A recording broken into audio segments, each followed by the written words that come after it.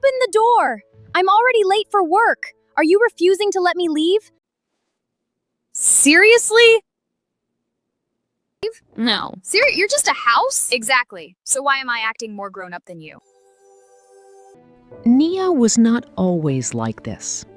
There was a time when her room was spotless. Her clothes were neatly folded. Her bed was made every morning. Because someone had taught her that taking care of a home meant taking care of yourself. Then, life happened. A broken engagement, promises that meant nothing, a heart she never got back. Little by little, she stopped caring. 1 plate became 2, 2 became 10. Laundry became mountains. Her home slowly began to look exactly how she felt inside. Broken.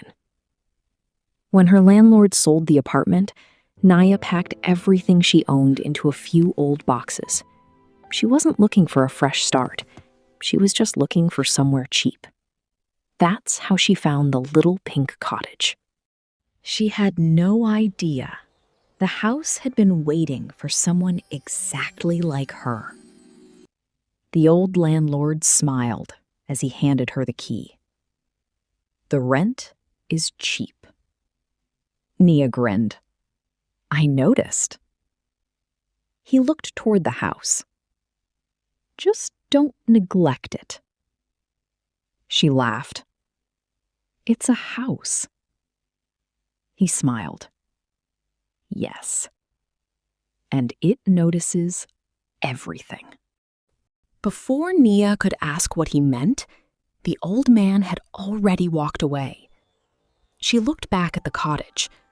To her surprise, the windows seemed to sparkle, almost like they had blinked. She frowned. Weird. At first, the house felt perfect. Sunlight poured through the windows. The kitchen smelled of fresh wood. The flowers outside danced gently in the breeze. Nia smiled for the first time in months. This place is actually nice. Nia tossed one shoe toward the sofa. It missed. Good enough. She threw her hoodie onto the dining chair. That's tomorrow's problem. She dropped the empty takeaway box on the coffee table. The breeze outside suddenly faded. The flowers became perfectly still. The room somehow felt disappointed. She had no idea. The house had noticed everything. Nia stretched. Living alone is amazing. The next morning, Nia woke up late. She rushed around the house, couldn't find her keys, couldn't find her phone. Finally, she grabbed everything and hurried to the front door. She twisted the handle, but nothing happened. She frowned, pulled harder. Still nothing. Oh, come on! She shoved the door, yet it still refused to open. Then, very slowly, 2 eyes appeared in the wood. Blink. Blink. Nia froze. The eyes looked at her. Then, toward the dirty dishes. Back at her. Toward the clothes. Back again. Its eyebrows slowly folded. Nia blinked. No. She rubbed her eyes. Nope. The eyes were still there. Then, the door slowly looked down at the shoes scattered across the floor. Then back at Naya. It didn't say a word. It didn't need to. She already understood. You're judging me? The door nodded. Then, the door looked toward the sink again. Back at her. Nia laughed nervously.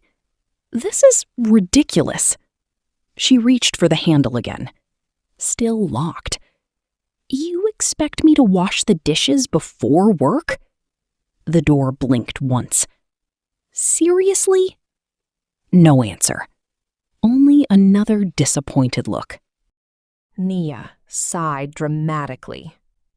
Fine. She stumped into the kitchen. If this works, I'm officially losing my mind. She washed one plate, but the door didn't move. She spun around dramatically. Open! Nothing. She frowned. Seriously? Oh, you're unbelievable. The wooden eyebrows relaxed slightly. With a sigh, she picked up a shirt, then another, then the shoes. She wiped the coffee table, straightened the cushions. Finally, the little cottage became quiet again. The flowers outside slowly stood taller. The sunlight felt warmer. The door smiled. Click! The lock opened. Nia's mouth fell open. No. She looked at the house. The house looked back. She whispered, "You won." That evening, Nia decided to test it. Let's see how smart this house really is. She dropped one dirty spoon, hid behind the wall. 5 seconds. Nothing. 10 seconds passed. Just when she thought she had won, she smiled. Ha! Ting! The spoon flew into the sink. The cupboard door slowly swung shut. Click. It sounded almost amused. Nia stared. You're enjoying this. The next morning, she dropped her jacket onto the floor. The coat hanger wobbled. Then, very politely, fell over beside the jacket, as if saying, "Excuse me." Nia stared. You're all in this together? Outside, one flower gently swayed in the breeze, almost as if it agreed. Days passed. The arguments became routine. The house refused to let her live like a tornado. And somehow, okay, you win. The door wooden eyebrows lifted proudly. Outside, the flowers danced gently in the breeze. Nia laughed even harder. But the moment didn't last.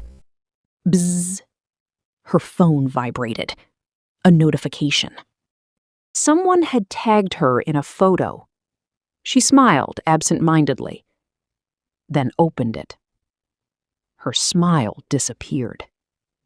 Her ex-fiancé, standing in a white suit, holding another woman's hand. The caption read, "Finally married my forever." Silence. The phone slipped from her fingers. She slowly sat on the floor. The room that had felt warm suddenly felt cold. Outside, the flowers lowered their heads. The curtains stopped dancing. Even the cheerful kettle stayed silent. Nia whispered, "I wasn't enough." No one answered, not even the house. The next morning, the dishes remained in the sink. Then another day. More clothes covered the floor. The curtains stayed closed. Sunlight couldn't get in. The flowers outside began to wilt. The little cottage looked sad. But it never complained, never forced her, never locked the door. Unfortunately, things only got worse. The sink overflowed. The flowers wilted. The curtains remained closed. The broom rolled toward the mess, stopped, looked toward Nia's bedroom, then quietly rolled back. The front door stayed quietly closed. Somehow, it felt lonely, too. Nobody said anything. Nia finally walked into the living room. The mirror caught her reflection. She barely recognized herself. Messy hair, red eyes, empty expression. She whispered, "Look at me." Then, something impossible happened. For the first time, the mirror didn't copy her. Instead, it showed a different reflection.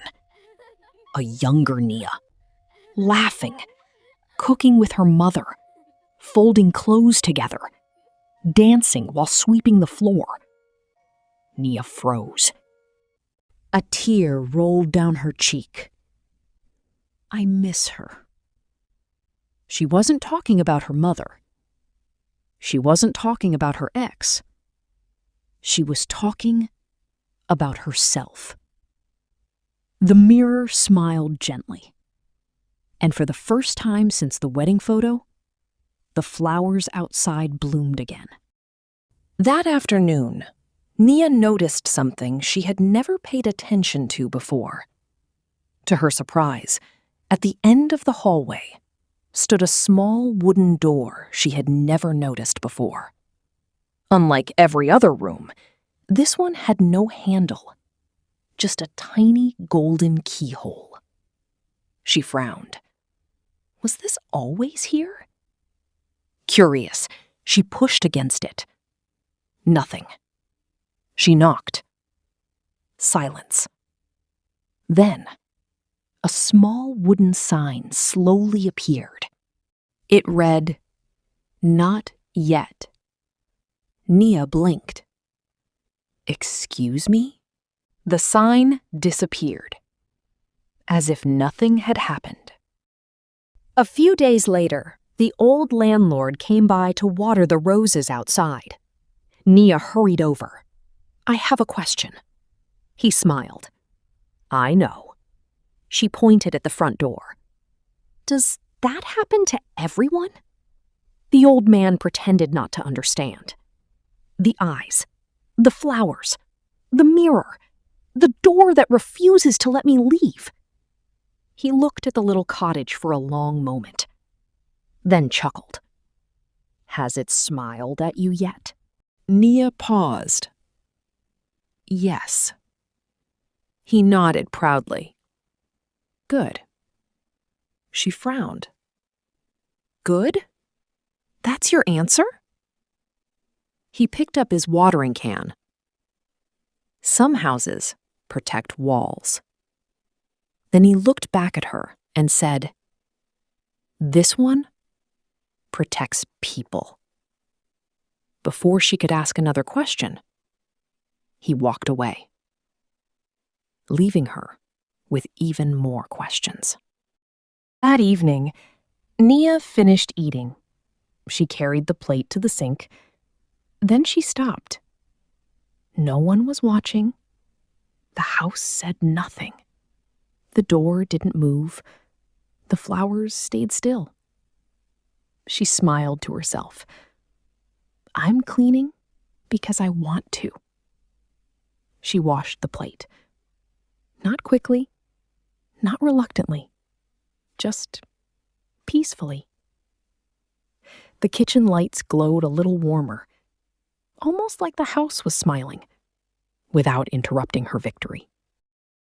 The next morning, while dusting a bookshelf, a folded envelope slipped onto the floor. It was old, yellowed with age. On the front were 4 simple words. For whoever lives here. Nia hesitated, yet curiosity won. She opened it. Inside, someone had written, If you're reading this, You're probably wondering if you've gone crazy. She laughed softly. I definitely have. She kept reading. Don't be afraid of the house. It never trapped me. It only refused to let me keep hurting myself. Her smile slowly faded. The last line read, When the final room opens, you'll understand why. Nia looked toward the locked door at the end of the hallway. The little wooden sign was gone. But somehow, it felt like the house already knew she had read the letter. That night, rain poured outside. The lights suddenly went out.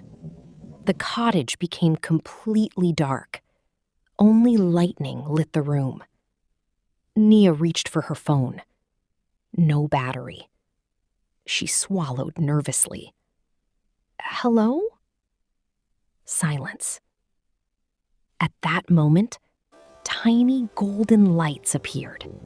Not electric lights, tiny glowing fireflies. They floated gently through the hallway, stopping just ahead of her, almost asking her to follow. She hesitated, then took one slow step. The fireflies led her to the locked room. They circled the door, then disappeared. The little sign appeared again. This time, it said only 3 words. Almost ready, Nia. She whispered. Ready for what? The house remained silent. But somewhere in the cottage, a floorboard creaked softly, almost like someone had smiled. Nia stands in the hallway. One locked door, one mysterious letter. A house that somehow knows her name. She slowly reaches toward the golden keyhole. Before her fingers touch it,